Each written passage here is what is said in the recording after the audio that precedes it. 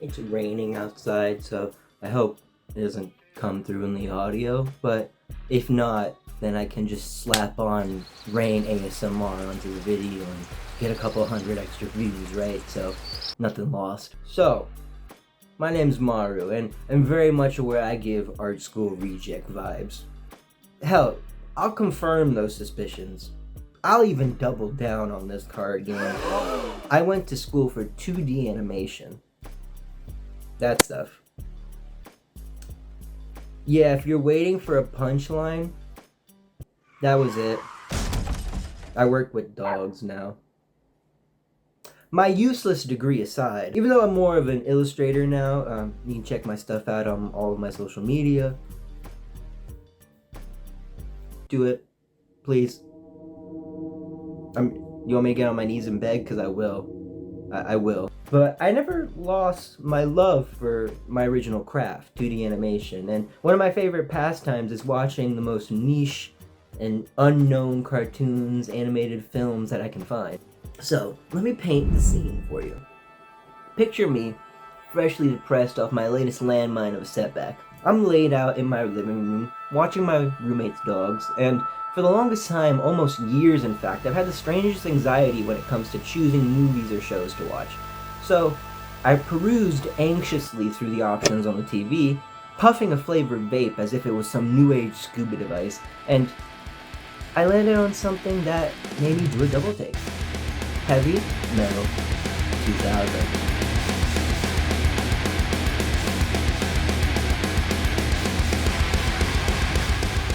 The title itself sent me into a chuckle session. It's like they played Mad Libs for the most radical title possible. And then the images used to promote this puppy just made it seem like the only logical choice. Like I had x-ray vision on Deal or No Deal and I could see the $1 million in the briefcase. No deal, Howie! Fuck you, bank! I mean, look at this. It's amazing. And then it hit me. Wasn't there a magazine named Heavy Metal? With my curiosity piqued, I clicked play, and let me tell you, what I experienced was something else. It had spaceships, warfare, ancient prophecies, badass battle babes, obscene amounts of nudity, lizard nipples. That last one made me take a moment mid-film and say to myself, did I seriously just spend 40 plus minutes watching this? It's too far now. And I came out the other end a changed man, knowing I had to make a video about this masterpiece train wreck, this Pablo Picasso of space tits and badass metal music. I started researching it with my little nerd powers, and I realized I just watched a sequel. Granted, the title Heavy Metal 2000 kind of screams sequel, but give me some leeway. Should I have just assumed there was 1,199 other ones of these abominations?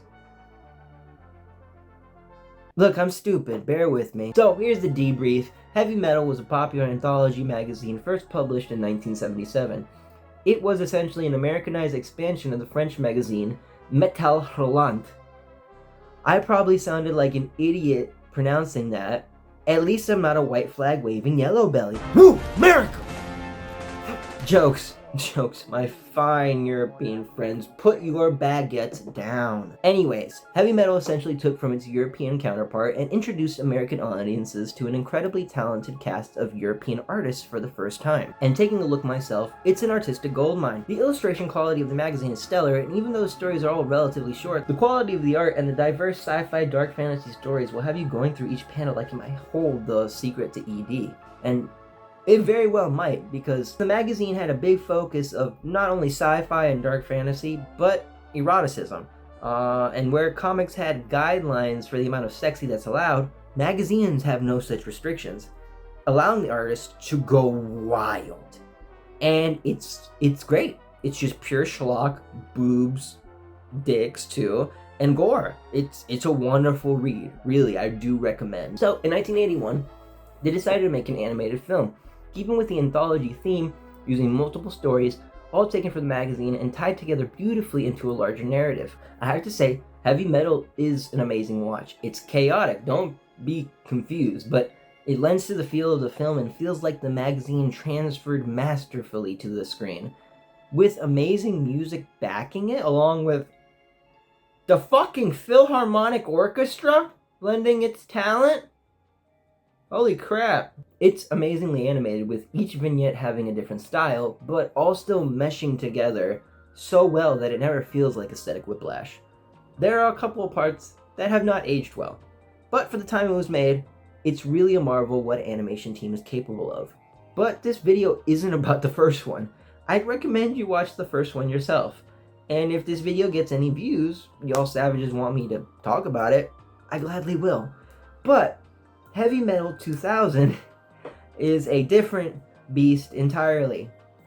To start, it's not an anthology. It's based off a single story from a magazine called Melting Pot by Kevin Eastman. Creator of the Teenage Mutant Ninja Turtles, Simon Beasley, who worked on Lobo and Judge Dredd, and Eric Talbot, who is one of Kevin Eastman's past classmates and worked with him a lot on TMNT.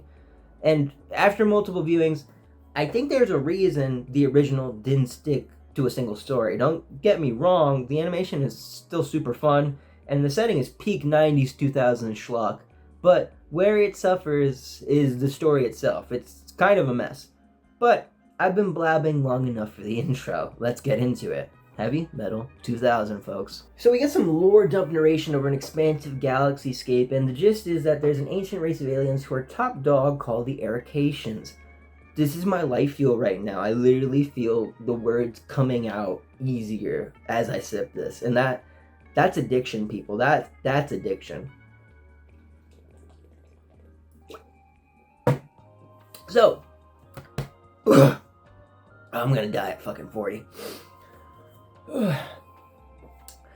And the gist is that there's an ancient race of aliens who are top dog called the Ericaceans, which I think is actually the name of a race of powerful aliens in the first movie.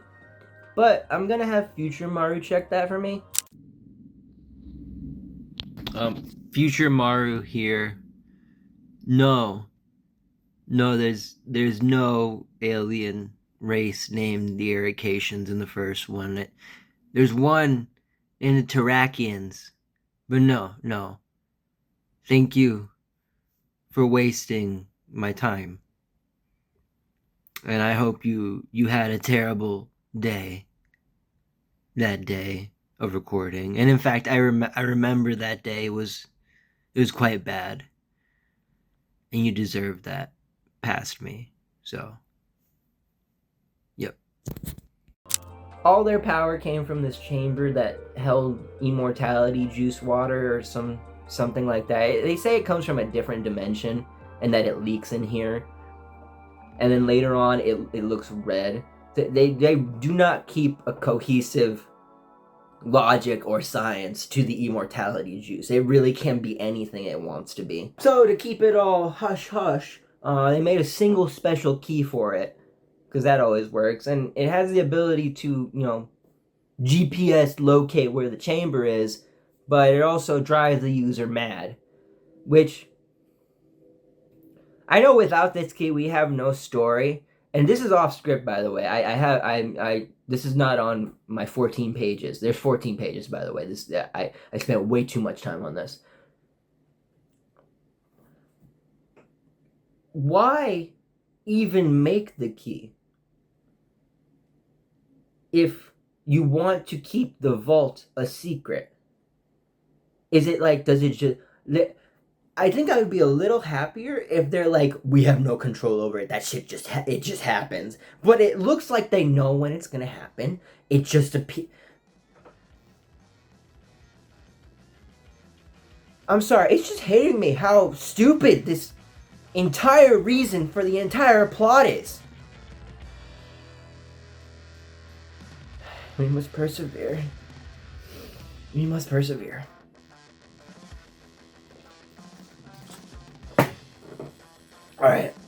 Alright. So yeah, it drives the person with the key insane. So eventually the Ericacean race is beaten, which they really glossed over the defeat of what we are supposed to assume is a race of immortals. Like how? I'm just gonna spoil it now because it's not a huge deal, you'll see. But it's real.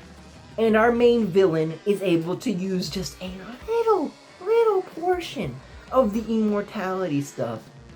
And it's just cheating.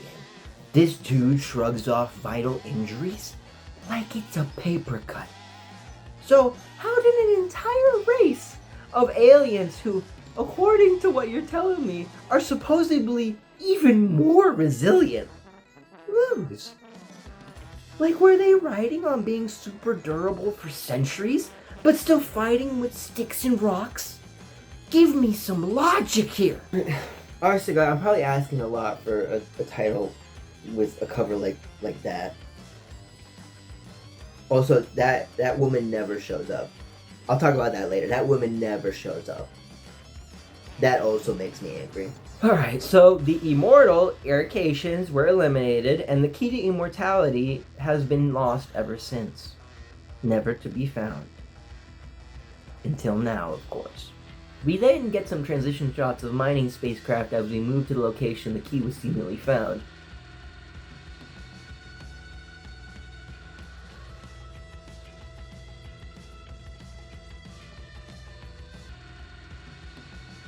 And I gotta say, oh god, oh god, oh, this movie's killing me. And I gotta say, I love these shots of spacecrafts just doing things. It's really fun, and it's the same reason I enjoy it in like Star Wars and all other sci-fi things.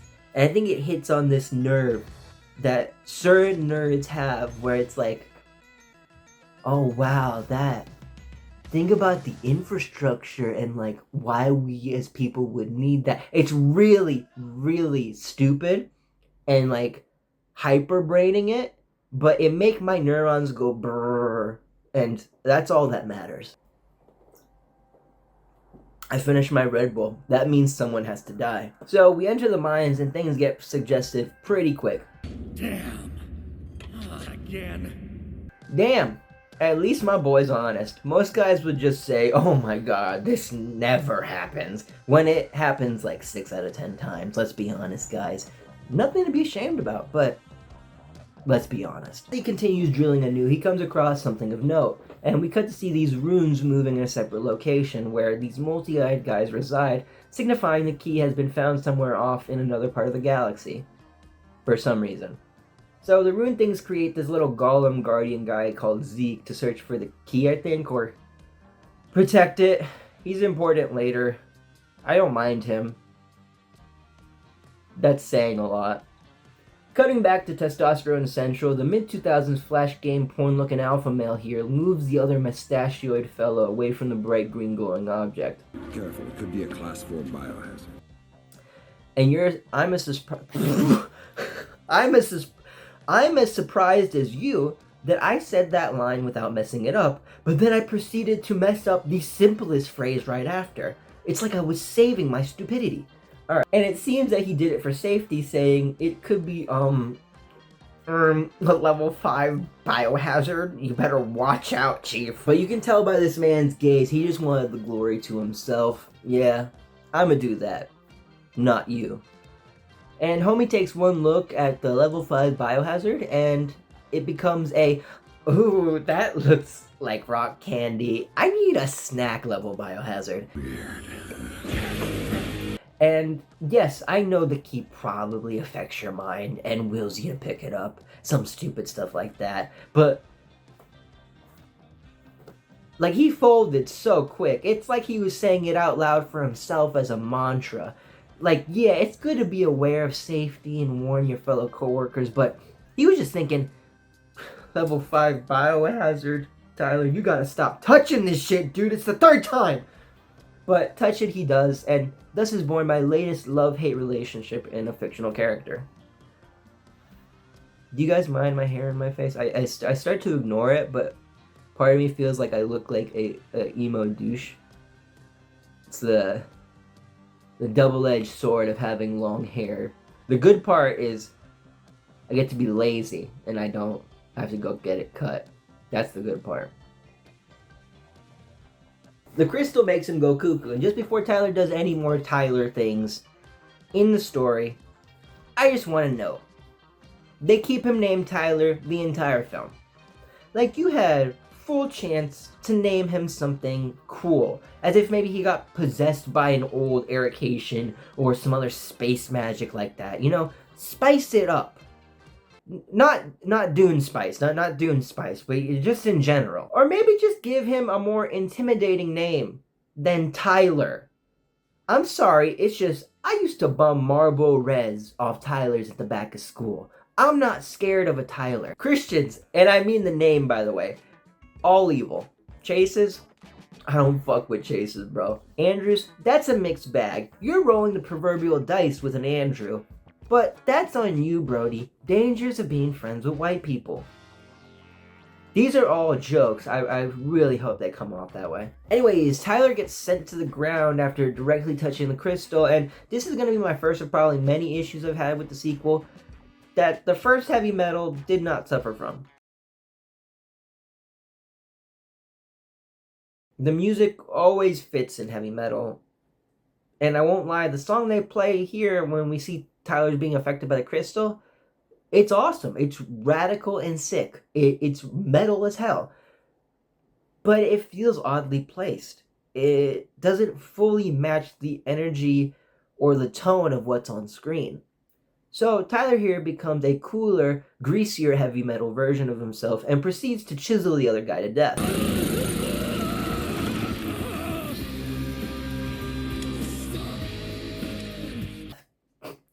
As if my man wasn't chiseled enough. Look at that Adonis. Well, I gotta admit, Tyler was right. This was a safety issue. Or I guess more specifically, he was the safety issue. So, yeah, context. We get more scenes of the little rock guy and this council in charge of the Chamber of Secret Immortality Juice. And we're gonna skip these parts going forward because they are super boring and don't even really help keep track of anything. So, Tyler is in need of a big ship. How does he get said big ship? By blasting the captain's face off. Get somewhere. What the hell do you think you're doing? Security to the bridge!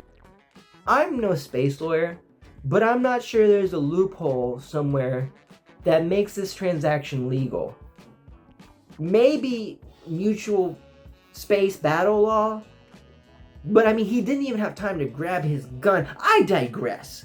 And adding more to his space rap sheet, Tyler blows up the asteroid they're on. For good measure. Was that needed? I mean, what am I saying? Of course it was. So, after some very 90s CG animation greets us for our title sequence, we are shown a small settlement named Eden. Original. We are then introduced to our main character for the film, Julie. Yeah, she's hot. The film knows it. We get a lot of shots where the viewer can just full-on ogle her. Gross, yes, but we all get a little gross sometimes. Ain't nothing wrong with that. And you better get ready, cause we ain't done with the fan service yet. Our next shot, I can't even show on YouTube. It's just Julie's sister Carrie showering. And it's not like full-on hentai. But it's close enough. Hi. What are you still doing here? Yeah, I know. I'm gonna be late for school. School? Boys, avert tactical retreat. Code jailbait, light the high drives now. Joking, thankfully. She ends up being a teacher. Whew. Crisis averted. So Carrie lets Julie know their dad's at the council meeting, and aren't you supposed to be there? Oh shit. Which reminds her, indeed, yes, she is supposed to be there. See, she's not perfect, fellas. Humanizing your characters 101. I kind of regret shaking it because I feel like I lost some consistency in the shot, and I really hope it was worth the joke. I will see later in editing. But all is not well as we see what we can assume to be Tyler's stolen spaceships appearing near the planet. The Cortez? I mean, alright. Alright. I don't know why that weirds me out. It's just randomly named the Cortez. So we hear a discussion between his two stolen lackeys, which, side note, we don't know how long they've been searching with him, but long enough it seems to have complete wardrobe changes to fit Tyler's vibe. Like, where did they stop to grab their leather jackets and, pads? Aren't they fugitives at this point? Like, Tyler left a hole the size of my ego in that captain's head. No heat from that? No space heat from that? They discuss that searching for this immortality juice has had little results, and that this whole dealio is just gonna get crazier and crazier, especially with Tyler at the helm. Immortality or not. So the rundown of what Tyler and his crew seems to have been up to is ransacking planet settlements as they go, looking for a compound that would provide them immortality. It's like H2O, some other stuff. It's supposed to be like some offshoot of water, which I guess because it's a liquid. I hate that they're trying to make anything science in this. It doesn't make sense. They were about to pass up Eden, as it was designated as dead on their planet registry. Some space law thing. Which means, it's a dead planet. Scan it anyway. But, of course, Tyler senses plot contrivance, and they scan anyways. And of course, they sense the very much alive residents of Eden, who unfortunately for them have traces of the element Tyler is looking for. On Eden, the council meeting is underway, and we hear from Julie's father, the leader of the settlement, I presume, that pretty much everything is going perfectly. They have no issues, and the future is bright and promising. As scheduled. Things look good, ladies and gentlemen. Our future is bright. So naturally, Tyler invades milliseconds later and completely eradicates their entire way of life.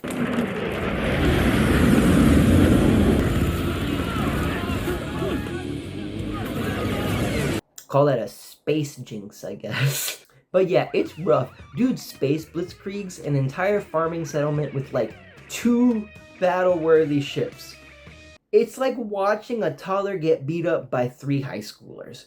And scratch that, they had 2 spaceships, but Julie's dad decided to be the only one to fly one, ran out of bullets, or laser things, whatever, and thought, well, I guess this is it, and kamikazes into one of the enemy. Julie.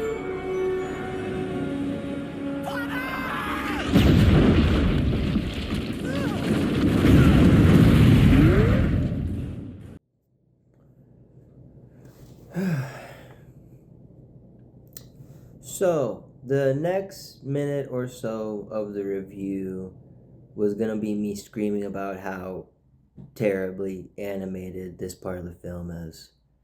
But I'm finding, with this version that I have for editing, that they have made huge cuts, and it takes out a lot of what I was talking about. So, instead, here is an artistic representation of the worst scene in question, in which Julie, instead of entering her Space Hawk, decides to try and solo the approaching ship, firing her way, a la the Joker from Tim Burton's Batman. The bridge around her breaks, and she falls. And I get why they took all of us out, because of a lot of what I saw originally. It looked terrible. Unfinished, you could say. And if you're gonna ask if the scene looked better than my artistic representation, in fact, I would say they're equal. So, yeah. Alright, so we don't break up the pace of the review too much. I'll get all of my afterthoughts on this subject out now, since I learned a couple new things after finishing the script and recording. First and foremost, I don't think I put enough respect on Kevin Eastman's name. Kevin Eastman is the GOAT. He is one of the creators of TMNT. Wow. And there's a very great video by Comics Tropes about Kevin Eastman detailing his, just a lot of his life and his artistic endeavors, and he is insanely talented. And he's also one of the major people who brought heavy metal into existence. So in this review, I feel like I don't put enough, emphasis on his name being a very major player. And going forward for this next portion, I hope I can illustrate more of his connection to heavy metal, and especially heavy metal 2, fortunately and unfortunately. That was off script. Back on script, sorry. So, I read The Melting Pot, the original story that this is supposedly based off of, and I can attest that it is loosely based off of it. They have a couple of similar things, like the name of the planet Ouroboros. Zeke is there, different, murderous, but there. And this four-eyed guy, Tyler, is there, looks completely different, but yeah. And Kevin Eastman, the founder of heavy metal. That's right, the main man himself worked on Heavy Metal 2000 after wanting a more direct role, since his first encounter with signing off the rights of the first film left a sour taste in his mouth. More creative control was the idea, but it quickly evolved into screaming matches with executives as things quickly unraveled before Eastman's eyes. I want to read y'all some excerpts from an interview with Kevin from the Comics Journal. I'll have it linked below just so you can get a feel of the nightmare production Heavy Metal 2000 was. The Heavy Metal 2000 movie, which was just an unfortunate series of events that I take full responsibility for, I choreographed it as best I could. But in the end, I didn't know what I was doing. We didn't have a real director. The first one left after 6 months of frustration, and in the end, it was just a complete and utter mess. Probably why we never got the others made. I will have full control over the final script, visuals, designs, and everything, right? I said.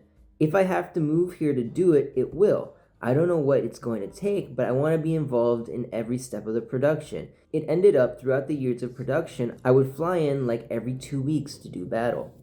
I'll give you a couple quick examples of the problems that kind of sum up the whole journey up quite easily. Cinegroup could have worked with any animation studio out there. The budget was comfortable. They could have found a reputable final overseas animation production partner. A lot of Japanese studios used Korean studios back in the day, trained them, and they were now very, very good and affordable. There were several different options like this that they could have explored, but they had a different plan. They came up with this idea to build their own animation studio in Manila, a startup. The problem with building your own studio in Manila is that nobody was doing animation in Manila, and nobody knew how to draw and produce animation in Manila at the time. The first 6 or 7 months of production, there were nearly 96% retakes. Everything that was sent in was literally thrown away. It was so fucking bad. We already started the train down this track, and it just kept getting worse. It was like one of those moments where you're like, why is this happening? Am I on crazy pills? There were other seriously frustrating moments. For example, I grew up in Maine. I've had experiences with Canadians, Quebecois especially. We used to go there when I was a kid, and Quebecois Canadians to me seemed stricter about being French than the French. It seemed to me like they disliked most of the European French, telling me they are not pure French like they are.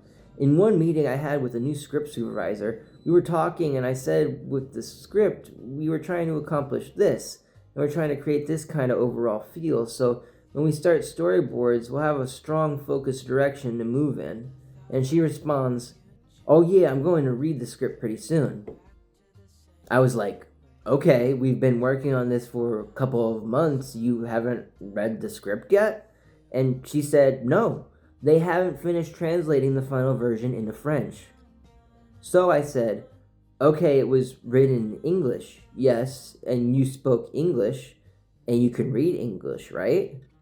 She said, correct. So I continued, but you're not going to read the script until it's translated into French, yeah? She said, oui, oui. That's how it started, and then it just got worse from there. So, yeah. Yikes. Guy cannot catch a break. If you're half as interested as I was by the legend of art that he is, like I said, the comic tropes video that I'll leave linked below details it all and is really, really good. It's been a long road for this video, and more than likely it's going to go midway between the Goliath that it is. And as you can tell, with Joseph and Mother Mary in the back, it's Christmas time. And that'll mark, 6 months I've been working on this video. On and off, of course. I had a computer die on me. A move from New York to the South. Whole bunch of stuff, but just from me to you, I want to wish you happy holidays. Whatever you celebrate. And just genuinely, if you're enjoying this video, I'm glad. Thank you. And that's why I make them. I want to share things with other people. So I hope you have a great day. And alright, back to the review, because this thing's already going to be over an hour. And God, editing it is horrible. So this next scene comes to a point that I think is pretty quintessential to why I like the original Heavy Metal a whole lot more. Tyler is not a good villain. That is to say, he's super duper evil. But because it's all based around the key driving him crazy, it's not gradual. And a lot of times it feels almost forced. Which is ironic given his future actions. I've been dancing around the point, but Tyler does a lot of SA in this film. A lot. All mostly towards Carrie, who is the only other survivor and kidnapped by Tyler for... Yeah, it's pretty easy to guess. And Julie, who he threatens a lot with assaulting her. And this is something that the first film found a way to avoid, in my opinion. While female characters in the first film aren't per se the most nuanced individuals, neither are the men. Everyone and everything is very much in your face about how they are. And in the ending story, the main character is a badass woman who sacrifices her life to save the very fabric of the universe. It was not someone who had things acted upon her. She was the one that acted in the story. Alright, moving on, Tyler kidnaps Carrie and leaves the original bozo we saw earlier on this ship. His name's Jermaine. I did not write it until later because I literally did not care at all about this character. He's that annoying. But yeah, he leaves Bozo stranded on Eden for trying to interfere with Carrie's kidnapping. And let me guess, this vaguely Hispanic looking gentleman is going to be the lesser of two evils who helps our hero on her journey. Place your bets now, people. And oh my god, I'll stop mentioning the animation eventually, but Jesus! Rewatching for the 6th, 7th time now, it's just so bad. It's so bad. There are parts later in the film that you can look at and be like, that's where they put all the money. That right there is where they put all the money. In my opinion, all of the money would have been better placed in another film entirely. Wait a minute, man.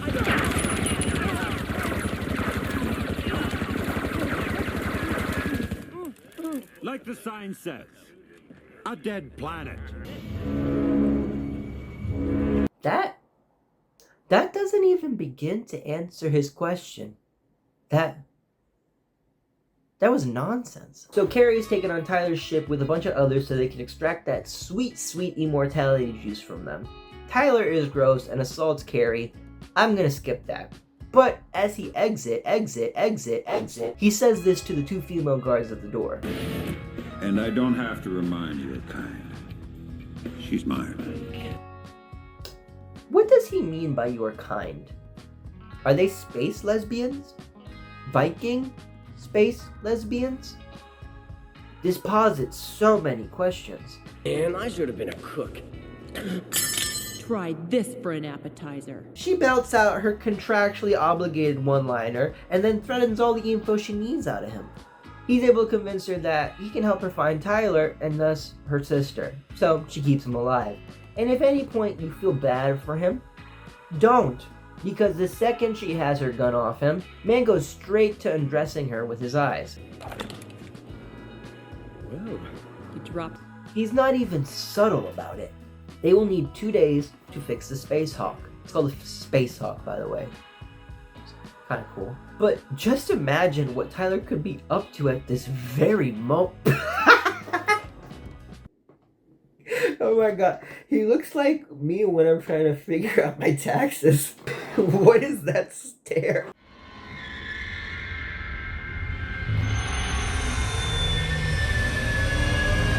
So our duo back on Eden have freshly repaired the ship and head for the nearest space dock, supposedly Tyler's next destination, and Julie lays down the law for him.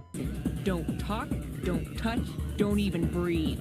And remembering the film after multiple watches, at first I always thought to myself, they're being overly harsh and kind of misogynistic to Julie. She just saw her entire way of life destroyed, her people slain like cattle before her very eyes. She has the right to be a little standoffish. But our next view of the two, she literally has tied him up and gagged him. Yeah, Julie, you're kind of a bit. Also, was this film made by middle schoolers? New holding pattern. Lock in approach at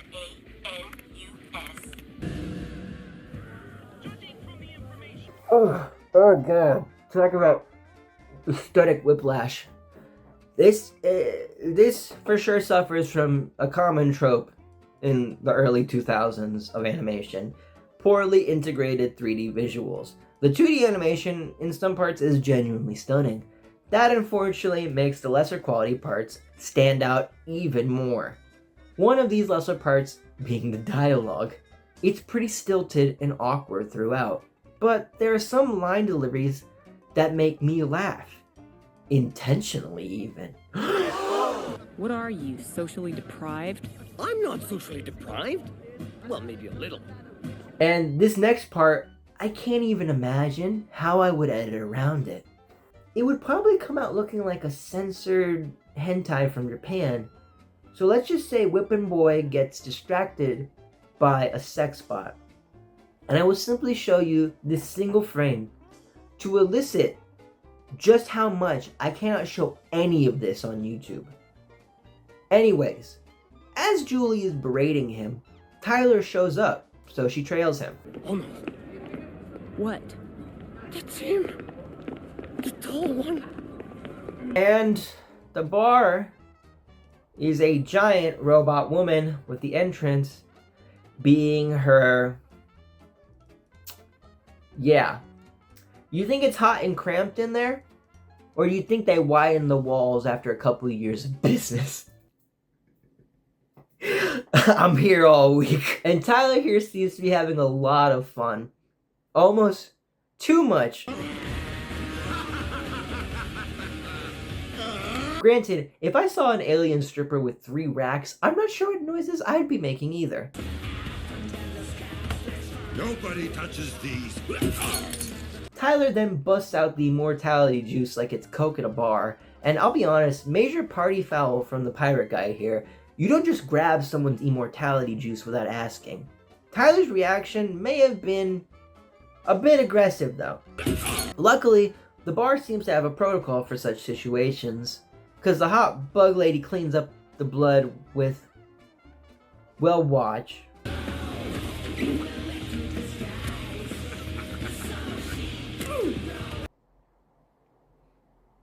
So many questions that will never be answered.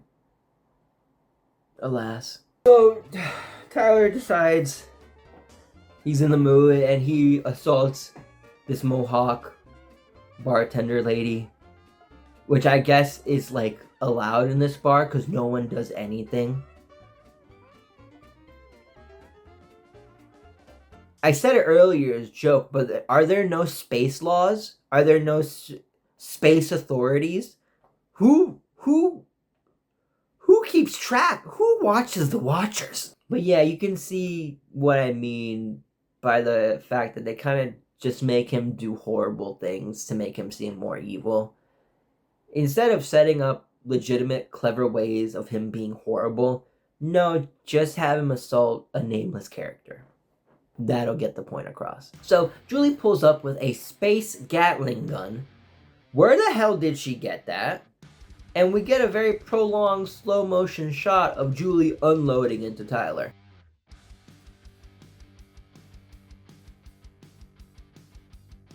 God knows I'd love to unload into Tyler. But can you guess what happens, viewer? That's right. He's not dead. He pops another juice like it's a 5-hour energy and delivers a line they really try to sell as cool throughout the film. When you kill someone, darling, make sure he's dead. It's not. So a gun battle begins. Tyler's crew has this odd tactic of standing in place and just hip firing like madmen, and they manage to shoot everyone except their target. Also, this guy has balls of steel. Do you think this species has balls? Tyler rips the pins out of the grenades that Julie has holstered on her for some reason. Like, seriously, where is she getting this firepower? And she barely escapes as she rips off the grenades and jumps out of the freshly exploding bar.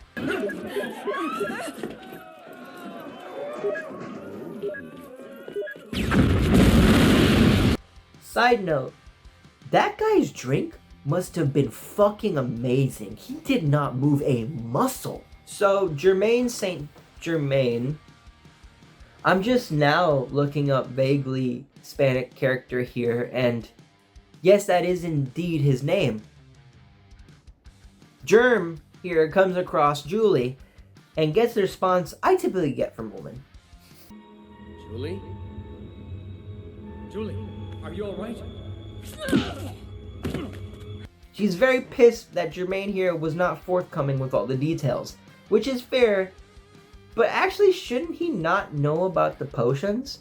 They were made after he got ditched on Eden, right? Continuity or lack of it aside, we see Tyler admiring himself in the mirror, and wait, that hole in her cage is more than big enough for her to hop out. I guess she's stuck in the ship still, but before Tyler can assault Carrie, the hyperspace jump alarm sets off. The hyperspace jump. Can you not do assaults during hyperspace?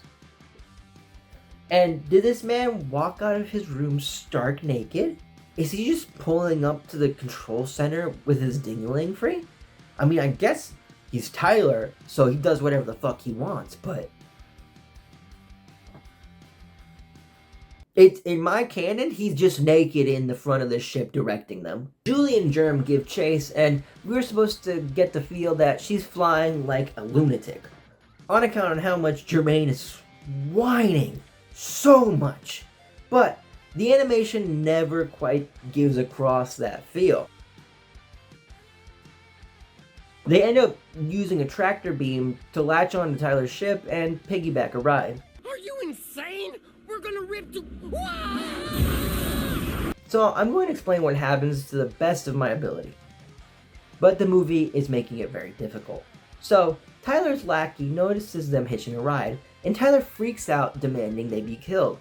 So I think the lackey sends out some ships to blast them, but they get wiped out in this space jump stream, I think. One more word, and I'll send you. So they send a bomber. Mind you, most of this is seen via a recording that Tyler and his lackey are viewing on the ship with no sound whatsoever. So we can't hear them shooting their ship. But we're just supposed to assume that's what is happening, I guess. I knew it! This is all your fault! So, based off this guess, this very wild guess, they are able to blast Julie's ship off, I presume, but this messes up the space jump somehow, and they all end up somewhere else entirely, but they don't actually, looking back at it now, because This is the exact place that they're supposed to end up at. But the lackey says, we're not gonna make it. Oh no. But they did make it. Is it just because they I hate this movie. Oh, also, they apparently did buy the sex bot. Because she just starts sucking Jermaine off midway through all of this. Do something! Ah, no, we're not gonna make it! So, they luckily landed on the planet we saw earlier with the alien guys and the cute little rock golem guy named Zeke. This many-eyed guy who seems in charge states that he and Zeke will go search for the crash area themselves. For the moment, it is best if Zeke and I assess the threat alone. As he senses the key and, you know, safe. I only need like 2 people to go search for the key to immortality. What's going to happen to me? He wakes up having survived the crash with Jermaine nowhere in sight. He might have wandered off for more privacy considering where we last saw him. Do it! Do it!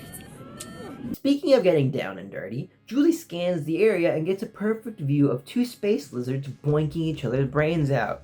I don't even think I can show that. I just wanted to tell you that, so I'm not the only person who suffered through this. So Tyler survived, and the crash actually destroyed most of his immortality potions, leading him to attempt to use his last source of it, Carrie. Julie travels to the wasteland and comes across Jermaine's sex bot and ends up putting it down Old Yeller style. Was it good for you? Ha. Ha.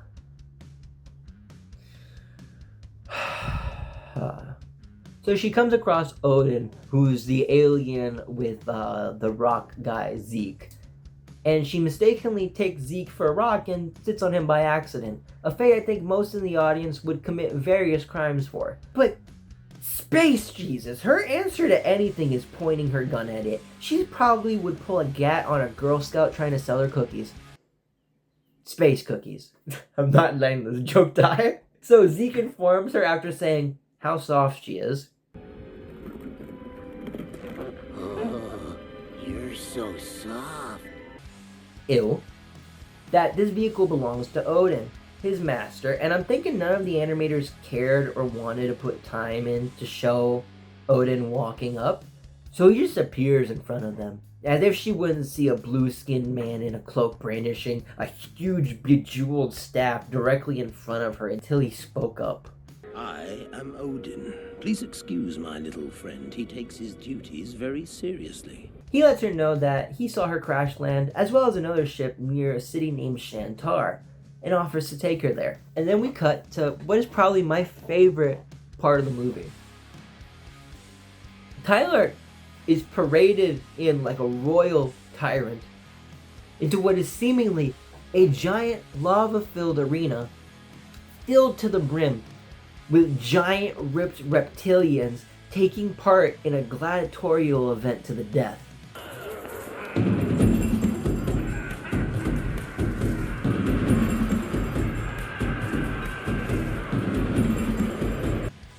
Also, this one guy has lizard nipple rings. Yeah, I wasn't joking earlier about that. So, Tyler jumps in and one-shots nipple rings. He then baits the presumed Lizard King into a battle. Keep up with me because you're switching between scenes a lot here. I swear we're getting near the end, I promise. We move to the next scene as they circle each other. Also, nice try, movie. You thought I wouldn't notice you just playing the walk cycle backwards to make him move the other way back. Lazy, but smart. Allowed. So Julie and her new companions come across this river of lava they need to traverse. How will they manage that? Luckily, this guy, Chargon here, whatever, knows a way, but he wants something from Julie in return. And wanting more than anything to kill Tyler, she complies. Oh, I have to kiss to get him back. And then we found out they had a boat. And I won't lie, it's pretty funny to see Odin and Zeke's reaction to this. Like, why are you doing that? We have a way across. Hey, what are you doing? We're waiting for you. Son of a bitch.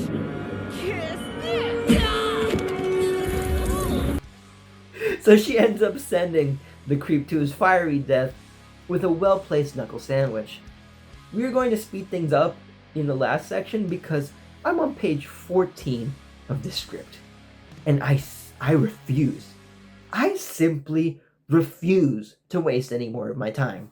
So, Germ gets kidnapped by the other cloaked alien guys, or just relocated. Nothing bad happens. And Julie and Co. find Tyler just as he's winning the battle and earning the lizards as his new army through this, like, rite of passage and killing their leader.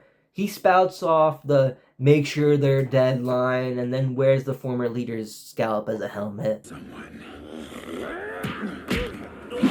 Make sure they're dead.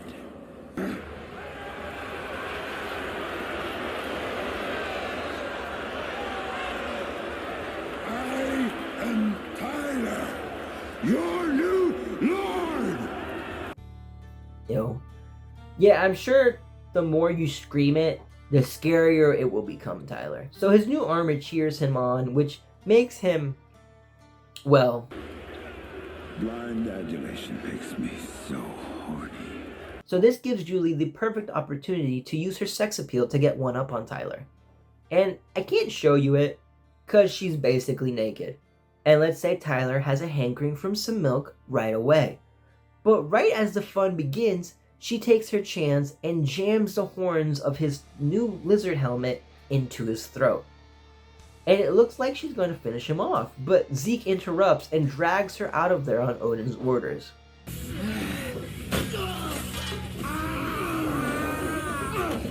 What are you doing?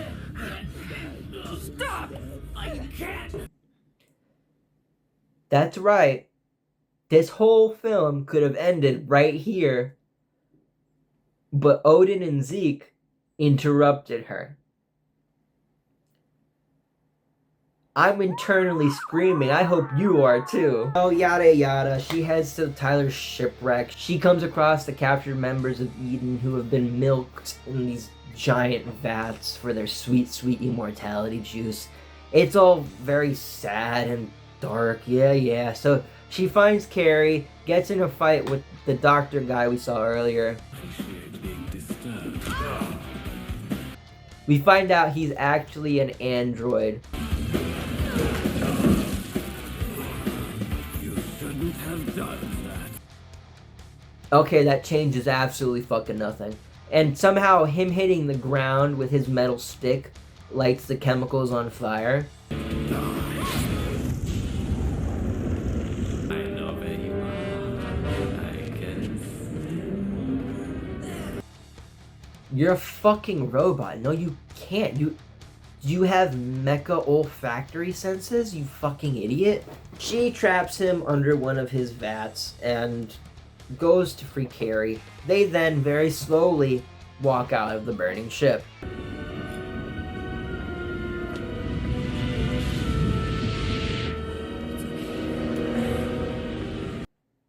Like a brisk walk. You'll make it out. No worries, don't rush. Tyler sees this from a distance away and freaks out since that's where all his juice was.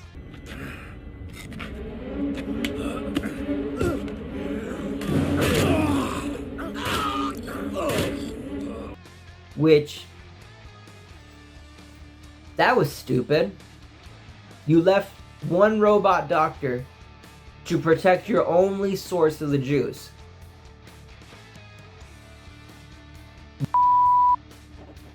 Idiot. So they proceed to march on the Holy Land.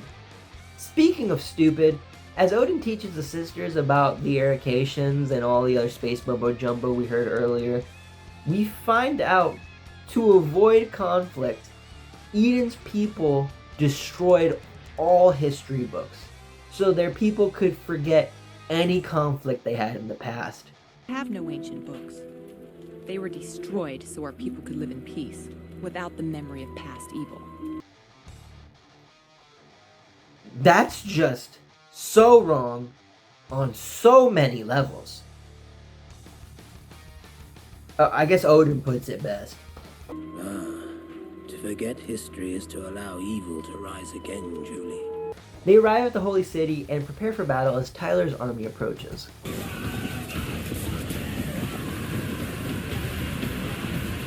Speaking of Tyler, we see he's got some new digs to celebrate his army. He likes to, change up outfits with every, new group he comes across. Like, I kind of vibe with that. And then I'm realizing I'm saying I vibe with an assaulter, so no, he's horrible. Also, he's still wearing the lizard scalp. That cannot smell good. Also, I feel like I would have some trauma wearing that when the horns were literally inside my throat a couple hours ago. But that's just me. Next scene, we see Julie being stripped for a bath. I guess it's not explained. I know these aliens undressing her are female too, because they have boobs, but they're for sure copping a feel. She then clothes herself in the most ridiculous set of armor I have ever seen. I think it's supposed to make her look like the woman on the cover of the film I mentioned earlier, especially since she's holding the same sword Julie pulls out of some stone, which we get no explanation of this either. Where did the armor come from? What's the sword for? Why is it in stone? Why does only one shoulder blade have knives on it? Maybe there are some answers in the original graphic novel this is based off of. Loosely. Anyway, there's apparently a traitor amongst these alien monks, as we hear these guys freaking out over the elders being killed, which I don't think we ever met the elders, so I could not really care less. The elders have been killed! There's a traitor among us! Warn the others! So the battle commences, and oh lord, Julie, it seems, has let the cat out of the bag with her outfit choice. She is just letting it air out. My goodness. Her battle stance too. It's like she's presenting her cooter for war. If it wasn't for the fact she just bathed, I would say she's using the aroma as a battle tactic. She's just pointing that shit at them. Oh my god. We got a lot of carnage and warfare. All pretty good, not gonna lie. These are the parts where I feel a lot of the money went into. It's a shame that they're so gory, I can't show anything. Like, legit, one point, one of the lizards gets torn in half by sword from crotch to face. And it's sick. It's sick. Luckily, you can find all of this online for free. Because it's a shitty movie and nobody cares. So, there's that. Tyler's lackey, who I have not looked up the name for this entire process, and at this point, I refuse. He's even more boring than Jermaine. Not as annoying, but the fact that he literally added nothing to this entire story except taking Tyler's last immortality juice and then squandering it by having it break on the ground. That is his literal only addition to the story, and then he gets an axe through his face. That was my last one! No, please! We're almost done. This makes Tyler crash the fuck out, and he paints his way in blood to the immortality vault.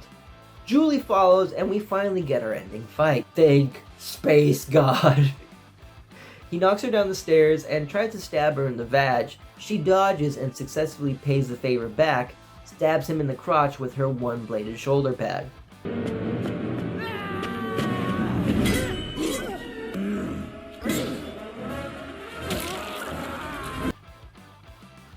I guess it was useful.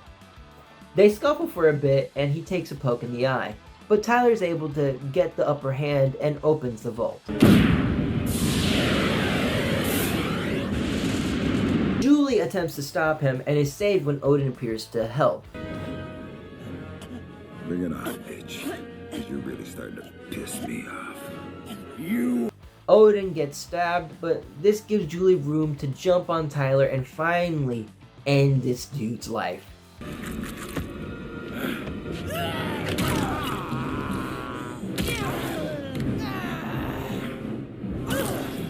So that's it, right?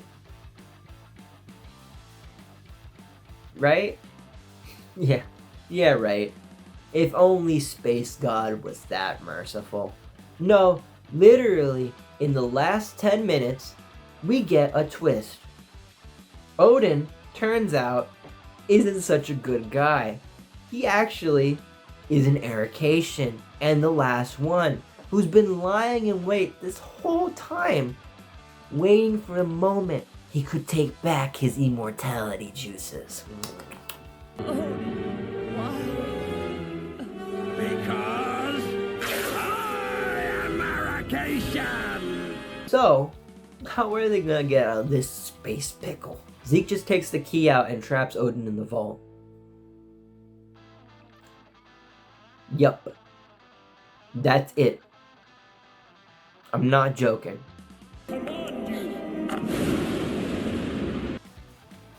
They solve this twist almost seconds after it occurs.